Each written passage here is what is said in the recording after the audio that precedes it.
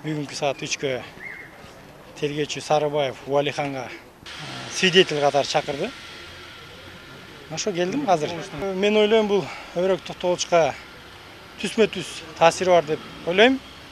Анткени бийлик тараптан бир кандайдыр бир орусча айтканда давление болот деп ойлоп атат окшойт жакын туугандарына.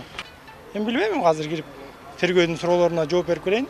Эмне деп айтат экен, анан берде инилериме рахмат, баары угуп алыштыр. Интернетке да чыгып кеткен окшойт.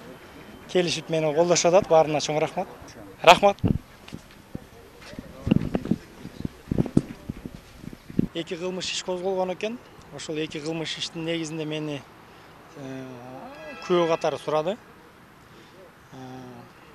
Саат 3:30 башталган. Мына азыр 8:30 болду. 5 саат сурады. Менен тил кат алды. Кылмыш иштин негиздерин сыртка айтпоо жөнүндө. Ушундай детальдарын айта албайм. Эртең саат 3-кө тергөөчү кайра суракка чакырды. Ошону эле айта алам азыр. Башка эчтеке айта албайт экенсиз да? Ну, то, что могу, да, сказать. Детали уголовного дела айта албай калам да ужечи. Подписка бердим, что не будет работать. Пока ушундай иштер.